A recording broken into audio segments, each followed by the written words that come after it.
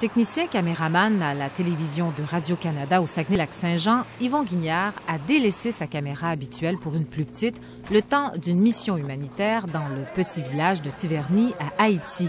Pour les Guignard, l'aide humanitaire est devenue une affaire de famille. Le père a convaincu ses 4 fils de délaisser leur confort pendant 2 semaines pour participer à la construction d'un dispensaire. On couche dans la même chambre, on vit 24 heures sur 24 pratiquement ensemble et on se rejoint. Dans une certaine mesure, là, on a retrouvé nos contacts de jeunesse entre frères. Puis ça, là, ça vaut de l'or.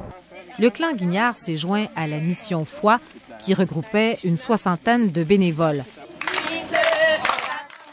Chaque année en janvier, quand les membres de cette mission débarquent, c'est la fête au village. Quand on arrive dans le village avec l'autobus, là, ils sont tous en rang puis ils applaudissent, ils sont contents de nous voir, des gros bonjours, puis ils sont vraiment contents parce qu'ils savent qu'il y a du travail qui s'en vient, parce qu'on engage des Haïtiens pour travailler sur le chantier. Ils savent qu'il y a de la nourriture qui s'en vient, puis il y a des dons également. Puis les enfants, on va s'en occuper. On va s'en occuper comme il faut. Un comprimé le matin, un comprimé le soir. La pauvreté dans le petit village de Tiverny est frappante. La tâche est énorme. C'est la pauvreté extrême.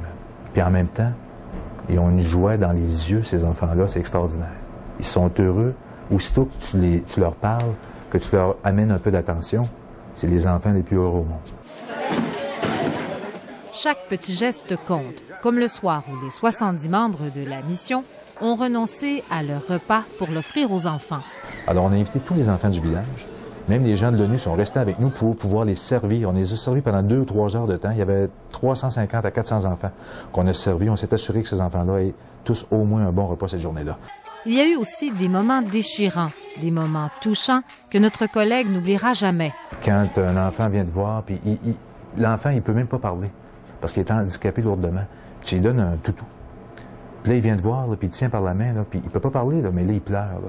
Puis il te regarde, là, puis il y a un message qui se transmet, là, ça va te chercher, ça. De retour chez lui, Yvon Guignard aura toujours une petite pensée pour les Haïtiens. Mon père m'a convaincu d'y aller une fois, mais les Haïtiens m'ont convaincu d'y retourner tout le temps. Les enfants haïtiens, ça c'est clair. Linda Bergeron, Radio-Canada, Saguenay.